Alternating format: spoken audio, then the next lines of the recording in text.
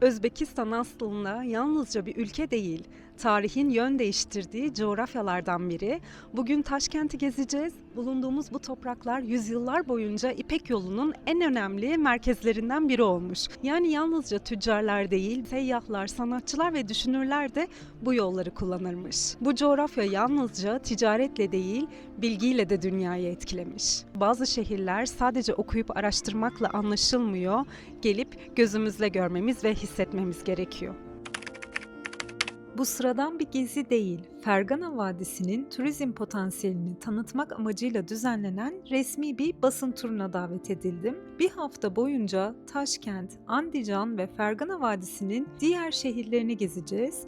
Ülkenin kültürel, doğal ve tarihi mirasını keşfetmeye çalışacağız. Dünyanın farklı şehirlerinden davet edilen bir grup seyahat bloggerlarıyla birlikte olacağım. Bu arada benimle yeni tanışanlar için ben Bahar. Bu kanalda seyahat, kültür ve sanat içerikleri paylaşıyorum. Kanala abone olup videoyu beğenerek destek olursanız çok mutlu olurum. Ayrıca Instagram hesabımda sanat kültür paylaşımlarını çok daha sık yapıyorum. Oraya da beklerim.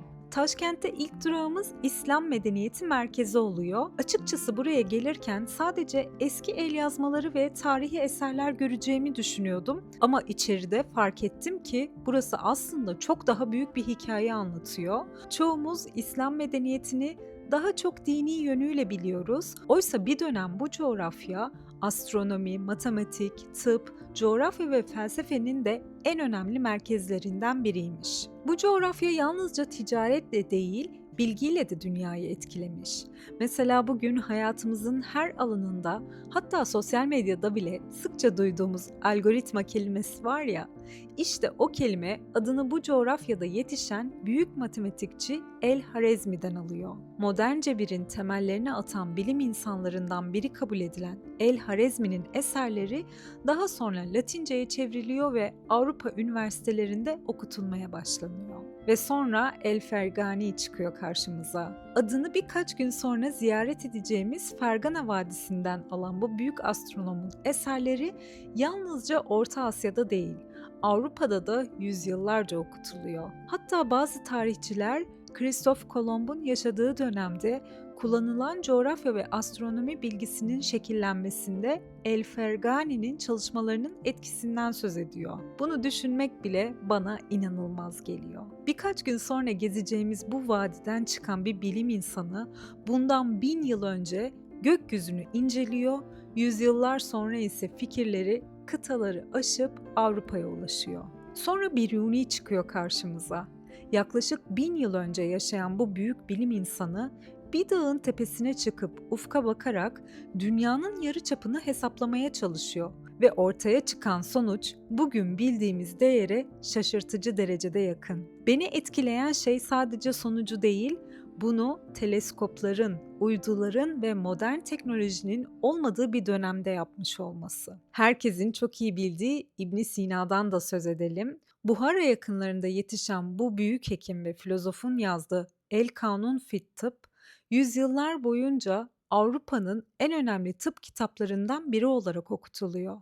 Düşünsenize, bundan yaklaşık 1000 yıl önce Buhara yakınlarında yaşayan bir bilim insanının fikirleri yüzyıllar boyunca Avrupa'daki doktorların eğitimini şekillendiriyor. Bazen tarihe bakınca dünyanın merkezinin hep aynı yerler olduğunu düşünüyoruz. Oysa bir zamanlar insanlar bilgi almak için gözlerini İsviçre'ye, Paris'e ya da Londra'ya değil, bu coğrafyaya çeviriyordu. Bu topraklar aynı zamanda İslam dünyasının en önemli ilim ve düşünce merkezlerinden de biri olmuş. Dünyanın en güvenilir hadis kaynaklarından kabul edilen Sahih-i Buhari'yi derleyen İmam Buhari burada yetişmiş.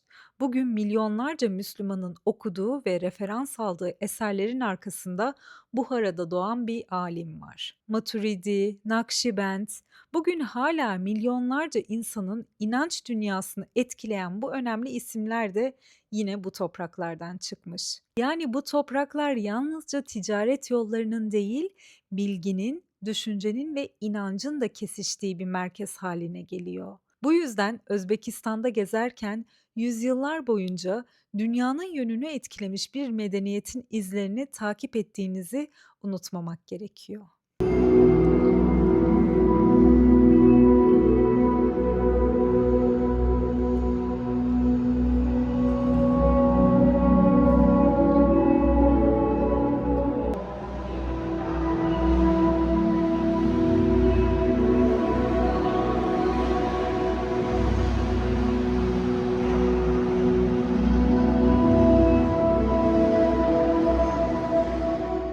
İslam Medeniyeti Merkezi'nin hemen karşısında Taşkent'in en önemli dini merkezi Hazreti İmam Kompleksi var. Eski ile yeninin yan yana durduğu bir yer. Bir tarafta yüzyıllardır ayakta duran camiler ve medreseler, diğer tarafta ise Özbekistan'ın bilim ve kültür mirasını anlatan modern bir merkez. Bence bu manzara bile ülkenin geçmişle gelecek arasında kurmak istediği bağı çok güzel anlatıyor. Burası Taşkent'in en meşhur pilav adreslerinden biri. Daha içeri girmeden dev kazanları görünce aslında buranın sadece bir restoran olmadığını anlıyorsunuz. Burası adeta yaşayan bir gelenek. Özbekistan'da pilava sadece bir yemek gözüyle bakılmıyor. Pilav burada misafirperverliğin, paylaşmanın ve kutlamanın simgesi. Düğünlerde, bayramlarda, aile buluşmalarında sofranın başrolünde pilav var.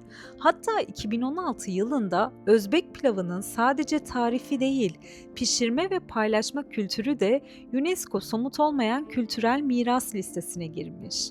Çünkü burada nesilden nesile aktarılan şey sadece bir yemek değil, aynı zamanda bir kültür. Ülke genelinde 50'den fazla farklı pilav çeşidi olduğu söyleniyor. Önce et, soğan ve ince uzun doğranmış havuç uzun süre birlikte pişiriliyor. Sonra pirinç bu karışımın üzerine ekleniyor ve tüm lezzetini buradan alıyor. İşte o yüzden Özbek pilavının tadı bizim alışık olduğumuz pilavlardan oldukça farklı. Bir de yemeklerle birlikte çay servis ediliyor. Özellikle yeşil çay çok yaygın. Burası Taşkent City. Eğer eski Taşkent size İpek yolunu, medreseleri ve tarihi anlatıyorsa, burası da Özbekistan'ın geleceğe bakışını anlatıyor. 2019 yılında açılan Taşkent City Park'ın etrafında son yıllarda yepyeni iş ve yaşam merkezleri kurulmuş. Gökdelenler, ofisler, rezidanslar, lüks oteller, kongre merkezleri ve alışveriş alanlarıyla burası bugün Taşkent'in en modern bölgelerinden biri. Ama aslında buraya insanlar sadece alışveriş için gelmiyor. Akşamları parkta yürüyüş yapıyor, gösteri havuzunu izliyor, kafelerde vakit geçiriyor. Şehrin yeni buluşma noktalarından biri haline gelmiş. Bu bölgede uluslararası zincir oteller de dikkat çekiyor. İş seyahatleri ve uluslararası etkinlikler için tercih edilen adresler arasında yer alıyor. Evet, sendeyiz Bahar'ı Arifa. izleyin. Çok güzel şeyler paylaşıyor. Tıklayın, tıklayın. Кто-то латте, кто-то кофе с молоком, кто-то выбирает раф, кто-то капучино. И вот наша иностранная делегация девочек.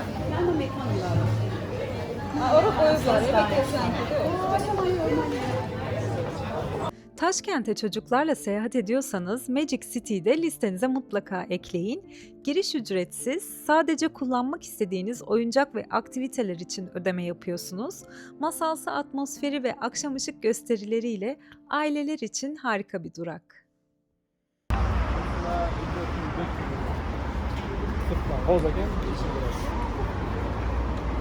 Akşam yemeği için Taşkent'in sevilen yerel restoranlarından birine geldik. Özbek mutfağı et, pilav, tandır ekmeği ve hamur işi ağırlıklı, paylaşım kültürünün güçlü olduğu bir mutfak. Ben Özbek usulü suluk köfteyi denedim. Gerçekten çok beğendim. Eğer yerel lezzetleri tatmak isterseniz burayı listenize ekleyebilirsiniz.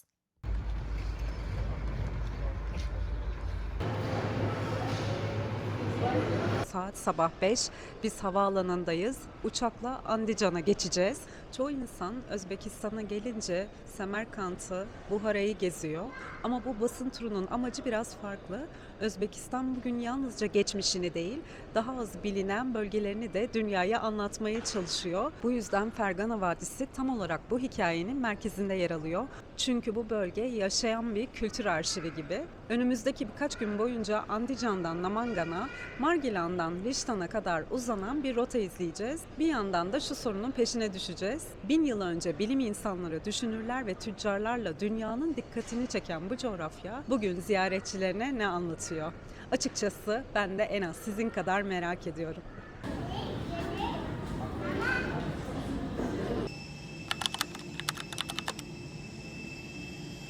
Burası Özbekistan'ın en verimli bölgelerinden biri.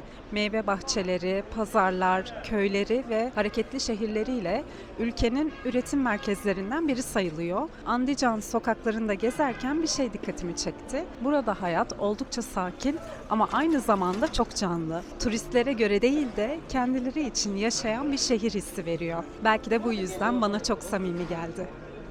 Andijan'da yerel pazarı gezerken en çok dikkatimi çeken şeylerden biri güneş şeklindeki geleneksel Özbek ekmekleri oldu. Özbekistan'da ekmek sadece bir yiyecek değil, aynı zamanda bereket ve misafirperverliğin de simgesi. Ortası özel bir kalıpla desenleniyor. Bu sayede pişerken fazla kabarmıyor ve kendine özgü görünümünü kazanıyor. Her bölgenin kendine has bir tarifi var ve Andijan'ın ekmekleri de kalın dokusu ve uzun süre tazeliğini korumasıyla biliniyor. Pazarda dolaşırken neredeyse her tezgahta bu güneşi andıran ekmekleri görmek mümkün.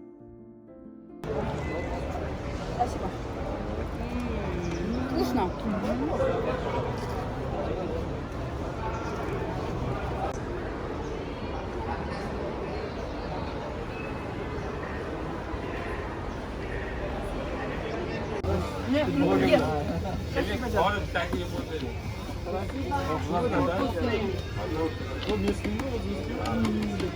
Это местный арбуз.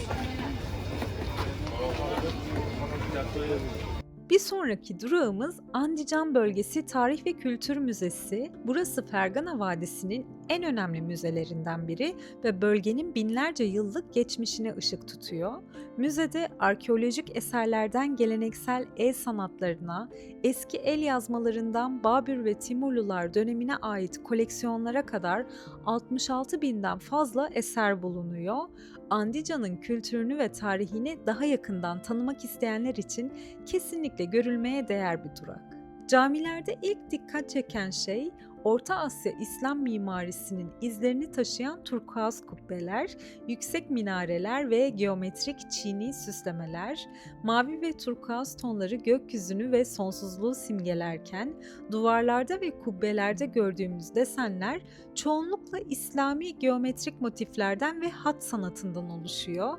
Özbekistan'daki birçok cami Timurlular döneminin mimari anlayışını günümüze taşıyor ve Semerkant ile Buhara'da gelişen bu üslup ülkenin dört bir yanında görülebiliyor.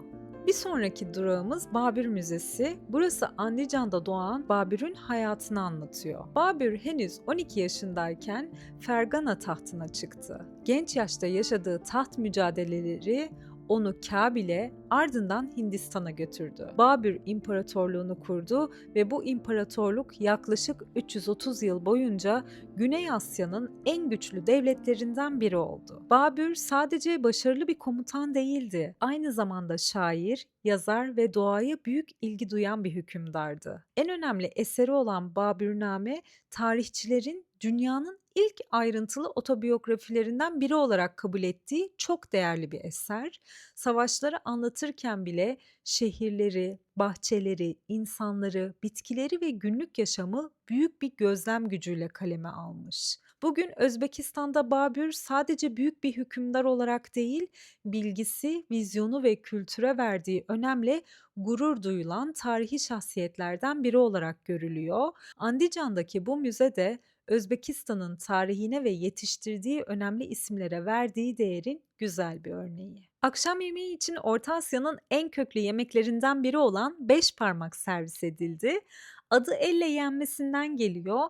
Haşlanmış at eti, ince açılmış hamur parçaları ve soğanla hazırlanan bu yemek özellikle Kazak ve Kırgız mutfağında öne çıksa da Özbekistan'ın bazı bölgelerinde de geleneksel sofralarda yer buluyor. Tadına bakmadım ama yiyenler çok beğendi.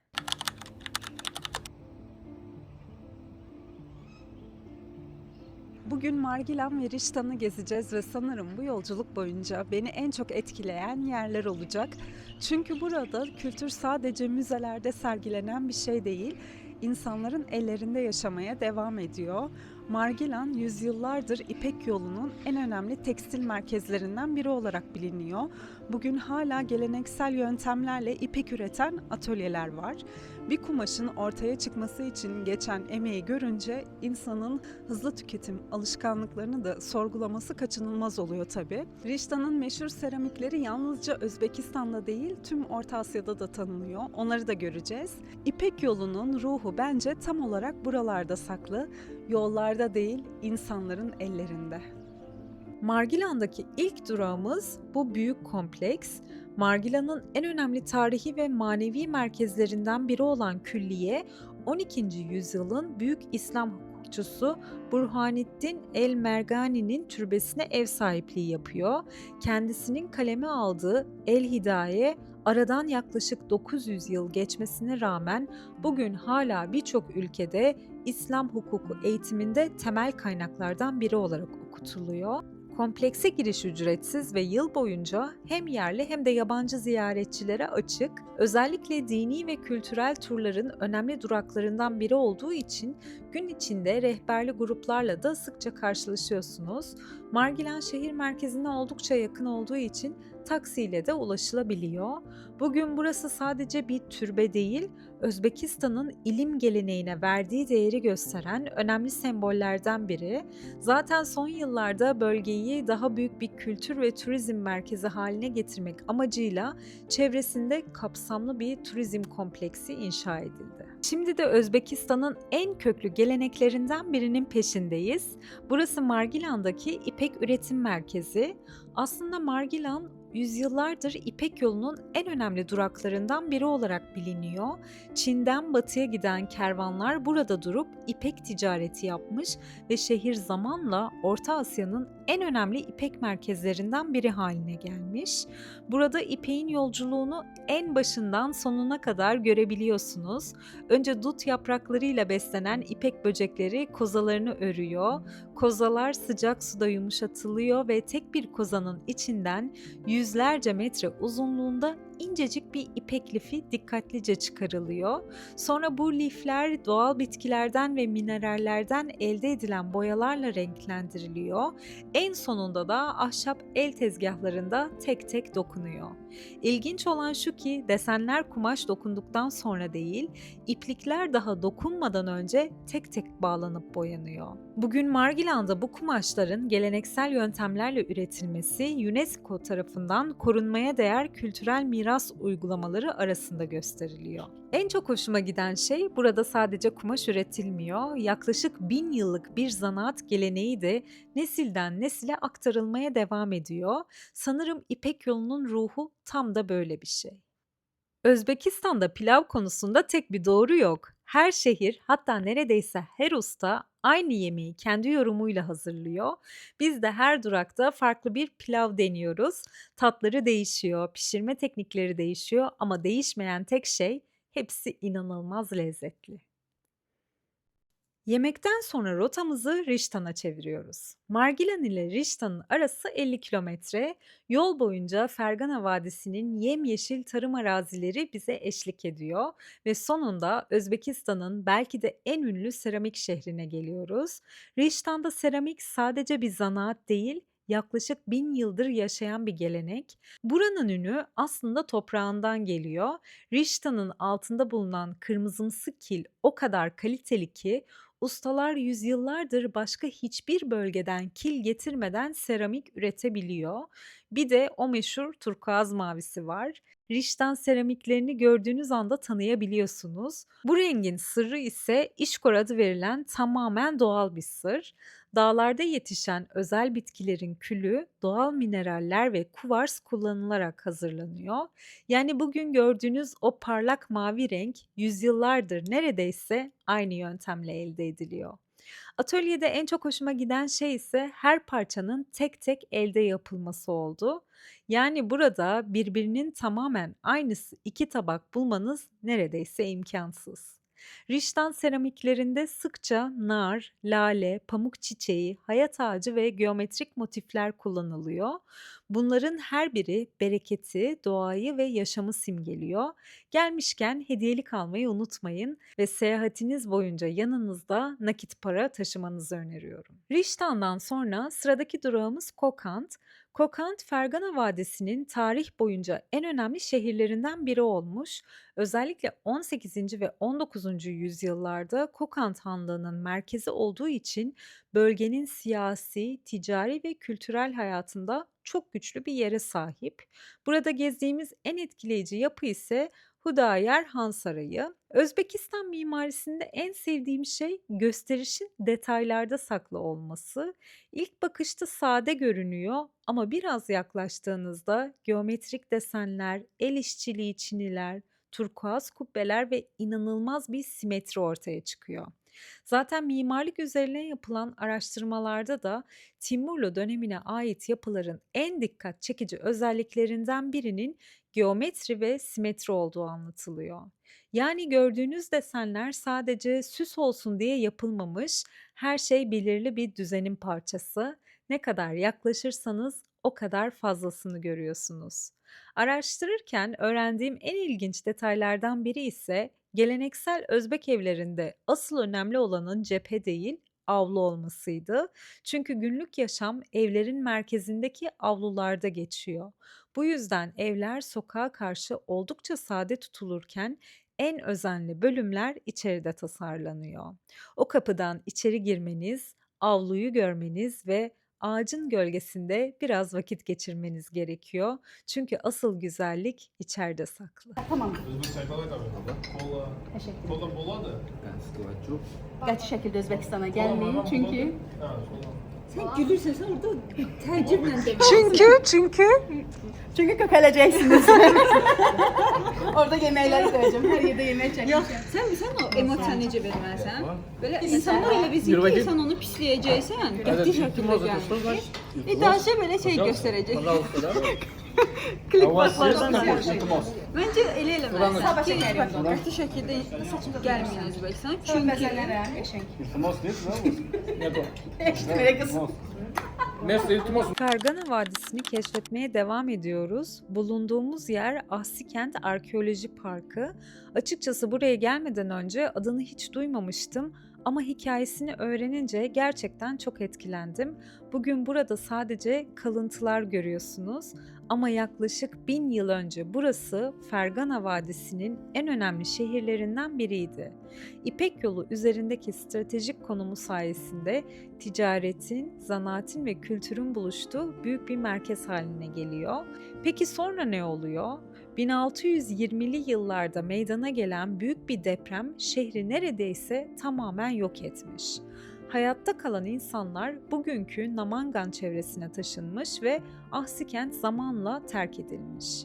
Yüzyıllar boyunca toprağın altında kalan şehir ancak son yıllarda yapılan arkeolojik kazılarla yeniden ortaya çıkıyor.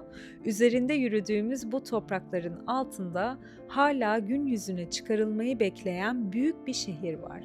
Yani aslında arkeologlar burada sadece geçmişi kazmıyor, İpek Yolu'nun unutulmuş hikayelerini de yeniden ortaya çıkarıyorlar. Ahsikent'ten ayrıldıktan sonra öğle yemeği için Siriderya Nehri kıyısına geliyoruz. Burası sıradan bir nehir değil, Siriderya yaklaşık 2200 kilometre uzunluğuyla Orta Asya'nın en önemli nehirlerinden biri. Kırgızistan'ın dağlarından doğuyor, Özbekistan, Tacikistan ve Kazakistan'dan geçerek tarih boyunca milyonlarca insana hayat veriyor. Adrenalin. Gel sana soru soracağım. Zamanında Büyük İskender ordusuyla buraya kadar gelmiş ve Siriderya'nın kıyısında en uzak İskenderiye adını verdiği bir şehir kurdurmuş. Çünkü o dönem Yunan dünyası için burası bilinen dünyanın en doğu sınırlarından biri kabul ediliyormuş. Düşünsenize, şimdi sürat teknesiyle gezdiğimiz bu nehir bir zamanlar dünyanın sınırı olarak görülüyordu. Yüzyıllar boyunca İpek Yolu kervanları bu su kaynaklarından faydalandı. Şehirler bu nehir sayesinde büyüdü ve Fergana Vadisi dünyanın en verimli tarım bölgelerinden biri haline geldi. Açıkçası tarihte bu kadar önemli bir nehirde tekne turu yapmak benim için oldukça farklı bir deneyimdi. Şey diyor, size beğendiniz mi diyor. Ben dedim ki adrenalin biraz yetmedi. Daha biraz böyle yapsalar güzel olurdu. Bana yetti. Çok güzeldi. Yerindeydi.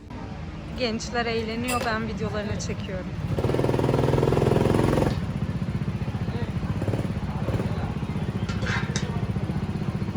Azerbaycan, Tacikistan, Kırgızistan ve Kazakistan yarışacak.